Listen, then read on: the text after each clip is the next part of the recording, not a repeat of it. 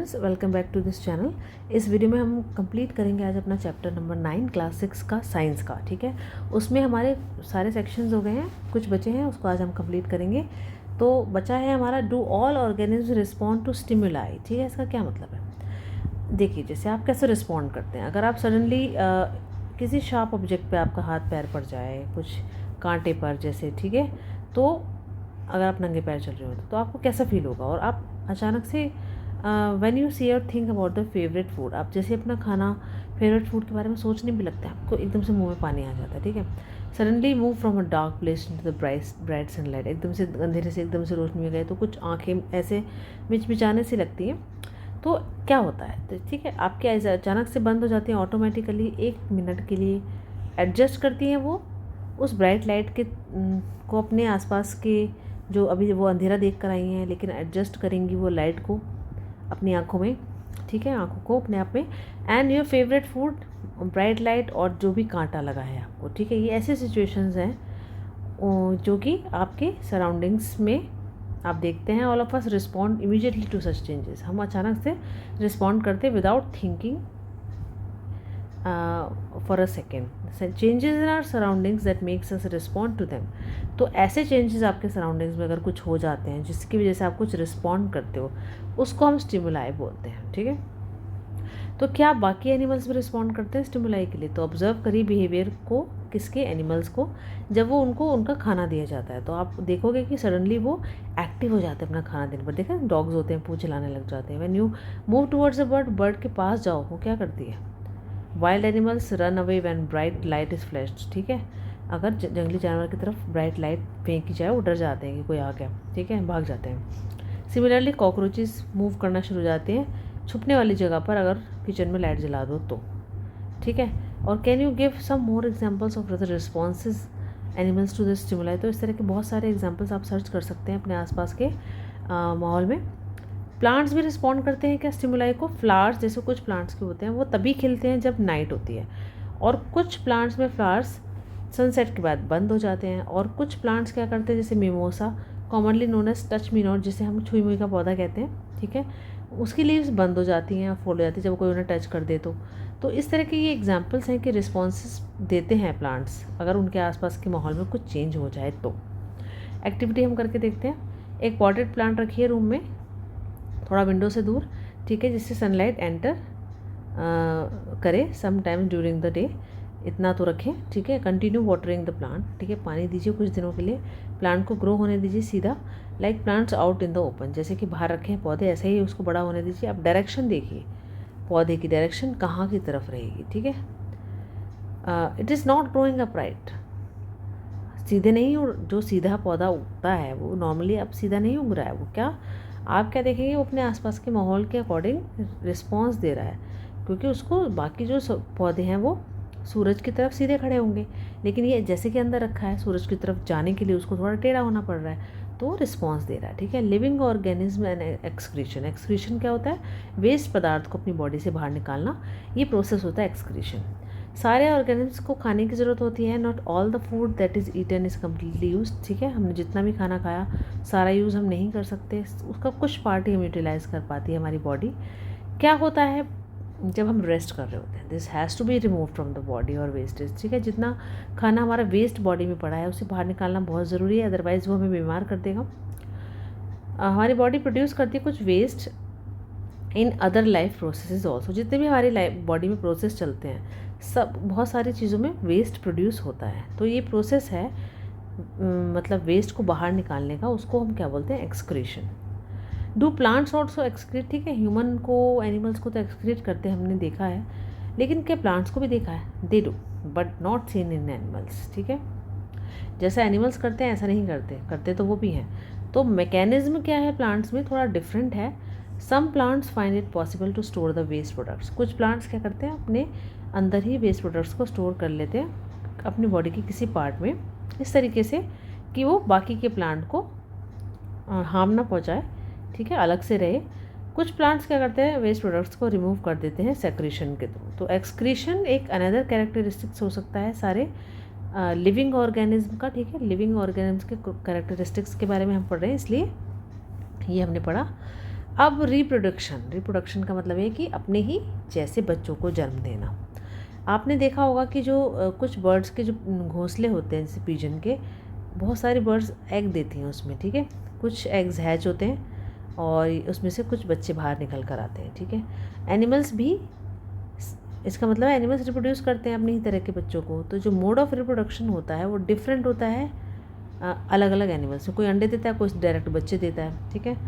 तो वो अपने यंग वंस को एग्स के थ्रू देते हैं और कुछ यंग वंस को डायरेक्टली जन्म देते हैं। प्लांट्स भी रिप्रोड्यूस करते हैं एनिमल्स की तरह। प्लांट्स क्या करते हैं, अलग अलग टाइप के रिप्रोडक्शन मेथड को अपनाते हैं। कुछ प्लांट्स रिप्रोड्यूस करते हैं बीजों के थ्रू, ठीक है। प्लांट्स उनके क्या करते हैं, प्रोड्यूस करते हैं बीजों को, which can germinate and grow into new plants, और जो कि जर्मिनेट होंगे और नए प्लांट्स बनेंगे। Some plants also reproduce through parts other than seeds, कुछ रिप्रोड्यूस करेंगे सीड्स के अलावा दूसरे पार्ट्स के थ्रू। जैसे कि पोटैटो का पार्ट है, उसमें से बर्ड्स निकलते हैं, उससे नया पौधा निकल जाता है, ठीक है। उसमें बीज की ज़रूरत नहीं होती। Plants also reproduce through cuttings, उसको काट के भी हम बना सकते हैं। कुछ कुछ प्लांट्स ऐसे होते हैं जिसे हमने पिछले चैप्टर्स में पढ़ा है। Would you like to grow a plant in this way yourself, ठीक है। वैसे ये क्लास 9th का है, क्लास 8th का या 9th का, उसमें आप पढ़ेंगे। एक्टिविटी 5 है, इसमें क्या करेंगे, एक कटिंग लीजिए रोज़ प्लांट की या मेहंदी का प्लांट लीजिए, उसको फिक्स करिए, मतलब उसको थोड़ा सा काट के सॉइल में फिक्स कर दीजिए और पानी दीजिए रेगुलरली। आप क्या देखते हैं कुछ दिनों बाद। ये इजी नहीं होता प्लांट्स को ग्रो करना कटिंग से, तो डिसअपॉइंट मत होइए अगर कटिंग्स बढ़ नहीं रही हैं। तो एक माली से बात कीजिए जिसको इसकी नॉलेज है, क्या केयर करनी चाहिए, कटिंग्स को कैसे लगाना चाहिए जिससे कि वो प्लांट्स बन जाए, सब नॉलेज आपको देगा वो। लिविंग थिंग्स प्रोड्यूस करती हैं more of their own kind through reproduction. Living things का एक कैरेक्टरिस्टिक्स ये है कि रिप्रोडक्शन के थ्रू वो अपने ही जैसे बच्चों को, उनके बच्चे ही बोले जाएंगे, वो जन्म देते हैं। And it takes place in many different ways, और ये सब अलग अलग ऑर्गेनिज्म अलग अलग तरीके से करते हैं, ठीक है। Next is do all organism move, movement देखेंगे अब हम। चैप्टर 8 में डिस्कस हमने किया था कि एनिमल्स मूव करते हैं, तो ये एक जगह से दूसरी जगह जाते हैं और बॉडी मूवमेंट्स भी इनकी होती हैं। प्लांट्स के बारे में क्या, प्लांट्स मूव करते हैं। Plants generally anchored in soil, वो सॉइल में जमे होते हैं, मूव नहीं करते एक प्लेस से दूसरे प्लेस पर। हाउएवर कुछ सब्सटेंसेस जैसे वाटर, मिनरल्स और फूड जो वो सिंथेसाइज करते हैं, वो उनकी ही बॉडी के एक पार्ट से दूसरे पार्ट में पहुंचते हैं, मूव करते हैं। क्या आपने नोटिस किया है कि प्लांट्स के अंदर कुछ और टाइप की मूवमेंट, जैसे कि बंद होना खुलना, फ्लावर्स जैसे खिलते हैं बंद भी होते हैं जैसे, तो do you recall how some plant show movement, तो ये भी एक टाइप की मूवमेंट ही है। अपने आसपास के एनवायरनमेंट से जो रिस्पॉन्ड करते हैं वो भी एक तरह की मूवमेंट ही है। हमने ये भी देखा कि नॉन लिविंग थिंग्स मूव तो कर रहे हैं ऑफ कोर्स, बस कार और कुछ पेपर उड़ता है, क्लाउड सो ऑन, ये सब नॉन लिविंग है लेकिन मूव करते हैं। Is there something different in these movements, तो ये मूवमेंट क्या कैसे अलग हैं बाकी लिविंग बींग्स की मूवमेंट से। There is such a variety of living organism but all of them show some common characteristics. तो लिविंग ऑर्गेनिज्म तो बहुत सारे हैं लेकिन कुछ कॉमन बातें जो सब में हैं, जो कि अभी हमने पढ़ी। और कुछ एक कॉमन कैरेक्टरिस्टिक्स ये है कि वो सब मरते भी हैं, ठीक है, उनकी मृत्यु होती है। ऑर्गेनिज्म मरते हैं, पर्टिकुलर टाइप्स के ऑर्गेनिज्म सर्वाइव करते हैं over 1000 of years only if they reproduce their own kind, लेकिन उनकी जाति पूरी ख़त्म इसलिए नहीं होती क्योंकि वो अपने ही तरह के यंग वंस को जन्म देते हैं। एक सिंगल ऑर्गेनिज्म में डाई, एक तो मर सकता है, one single organism may die without ever reproducing, ठीक है, रिप्रोड्यूस करे बिना भी मर सकता है। But the type of organism can exist only if there is reproduction, लेकिन उसी की जैसे और दिखने वाले हमको दिखें, वो जाति दिखे, पूरी रेस दिखे, ठीक है, तो उसके लिए बाकी लोगों को, जो बाकी उस तरह के ऑर्गेनिज्म हैं, वो तो रिप्रोड्यूस करते होने ही चाहिए। हम ये देख चुके हैं कि all living things seem to have common characteristics, they all need food, ठीक है, respire, respond to stimuli, reproduce, show movement, grow and die. तो ये सारे कैरेक्टरिस्टिक्स आपको एक पॉइंट्स में लिखने हैं अगर आपसे पूछा जाएगा तो।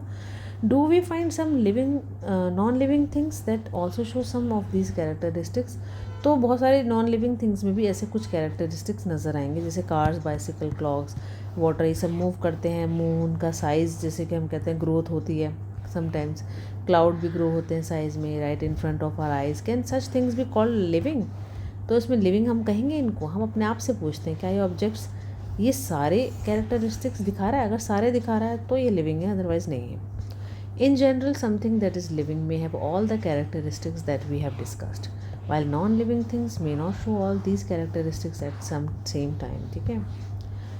Is this always true? कहीं हमेशा सच है? Do we always find that living things definitely show all the characteristics of the living? अब living में जितने characteristics होते हैं क्या वो हमेशा show करते हैं ऐसे? ठीक है. Do we always find that non-living things may show only some of these characteristics and never all of them? ठीक है. ये चीज़ हमें अपने आप से पूछनी है. इसको समझने के लिए हम एक एग्जांपल लेते हैं. जैसे कि मूंग लीजिए. मूंग की दाल जो होती है वो लिविंग है क्या? उसको शॉप में रहने दीजिए मंथ्स तक. देखो उसमें कुछ ग्रोथ हो रही है, तो कैरेक्टरिस्टिक्स कुछ शो हो रहे हैं लाइफ के. जब हम उसी सीड को प्लांट करते हैं सॉइल में, पानी देते हैं, तब वो पूरा प्लांट बन जाता है. ठीक है. तब वो फूड बन जाता है. Did it excrete? तो क्या उसने एक्सक्रीट किया, ग्रो किया, रिप्रोड्यूस किया, जबकि वो शॉप में था? शॉप में तो नहीं था. तो हम कह सकते हैं कि कुछ केसेस में हम उनको ईजिली नहीं कह सकते कि इसमें सारे कैरेक्टरिस्टिक्स हैं. वो कुछ पर्टिकुलर कंडीशन में लाके ही वो कैरेक्टरिस्टिक्स आएंगे, तब हम उन्हें लिविंग बोल पाएंगे. और what then is life? Push your hand deep inside a sack of wheat. ठीक है. अपना हाथ दबाने की कोशिश की, पुश कीजिए एक गेहूं की बोरी पर. आपको कुछ अंदर गरम गरम सा नज़र आएगा, फील होगा. ठीक है. कुछ हीट होती है, प्रोड्यूस होती है, जो उसके गेहूं के बोरे में होगी.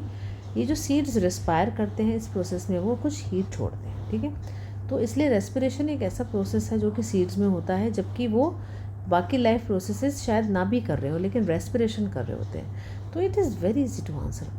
It may not be very easy to answer our question what then is life. तो looking at all the diversity of living beings around us, we can conclude that life is beautiful. ठीक है. तो characteristics base पर हम एक conclusion, basic conclusion तो निकाल सकते हैं, लेकिन अगर कॉम्प्लिकेशन में जाएंगे तो वी वुड बी सरप्राइज्ड और sometimes we would be confused.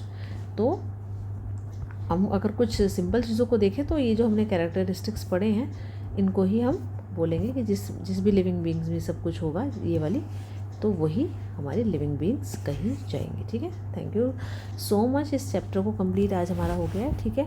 आपको ये वीडियो और ये चैप्टर कैसा लगा आपको, प्लीज़ आप मुझे बताइए कमेंट बॉक्स में. लाइक करें, शेयर करें और सब्सक्राइब करना बिल्कुल ना भूलें. Thank you so much.